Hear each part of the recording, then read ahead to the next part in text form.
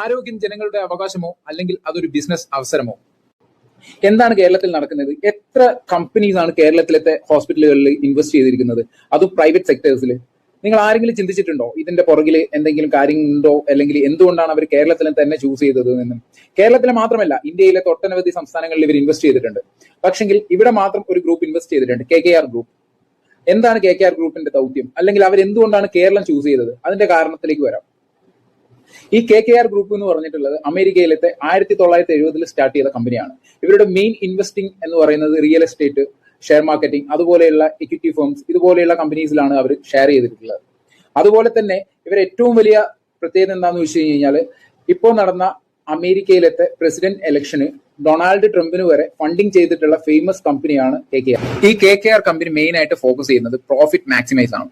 അതായത് ഇവർക്ക് വേറെ ഒന്നും വേണ്ട. ഇവർ നമ്മുടെ ഹെൽത്ത് സെക്ടർ നന്നാക്കാനോ അല്ലെങ്കിൽ ഇത് കാണിച്ചിട്ട് വേറെ രാജ്യങ്ങൾക്ക് പോയി വിൽക്കാനോ അല്ലെങ്കിൽ ഇതൊന്നുമല്ല ഇവരുടെ മെയിൻ ഉദ്ദേശം എന്ന് പറയുന്നത്.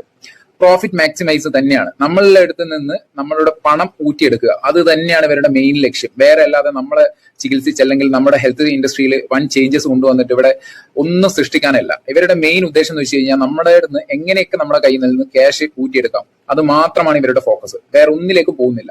അത് നിങ്ങൾക്ക് കുറച്ച് കാലതാമസം കൂടാതെ തന്നെ നമുക്ക് മനസ്സിലാവും. എന്താണെന്ന് വെച്ച് കഴിഞ്ഞാൽ, കുറച്ച് കഴിഞ്ഞ് കഴിഞ്ഞാൽ നമുക്ക് ഹെൽത്ത് ഇൻഷുറൻസ് ഇല്ലാതെ നമുക്ക് ഒരു ഹോസ്പിറ്റൽ വിസിറ്റ് ചെയ്യാത്ത ഒരു അവസ്ഥ, ഹെൽത്ത് ഇൻഷുറൻസ് ഇല്ലാതെ നമുക്ക് ഒരു ഹോസ്പിറ്റൽ വിസിറ്റ് ചെയ്യാൻ പറ്റാത്ത ഒരു അവസ്ഥയിലേക്ക് മാറും കാര്യങ്ങൾ. അപ്പോഴിങ്ങനെയൊന്നല്ല ഉണ്ടാവുക. നമ്മൾ മാക്സിമം ഈ മലയാളീസ് അല്ലെങ്കിൽ നമ്മൾ കേരളത്തിലെ ആൾക്കാർ മാക്സിമം യൂസ് ചെയ്യുന്നത്, അധികം ആൾക്കാരും ഹെൽത്ത് ഇൻഷുറൻസ് എടുത്തിട്ടുണ്ട് എന്ന് എനിക്ക് തോന്നുന്നില്ല.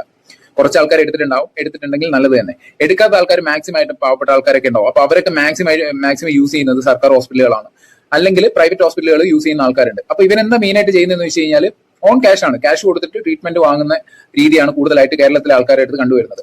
പക്ഷെങ്കിൽ ഇങ്ങനെയുള്ള ഇൻവെസ്റ്റേഴ്സ് ഇൻവെസ്റ്റ് ചെയ്ത് കഴിഞ്ഞു കഴിഞ്ഞാൽ നമുക്ക് അല്ലെങ്കിൽ പാവപ്പെട്ട ആൾക്കാർക്ക് ക്യാഷ് കൊടുത്തിട്ട് നമുക്ക് എന്താ പറയാ ഒരു ചികിത്സ വാങ്ങാനുള്ള ഒരു രീതി നഷ്ടപ്പെടും.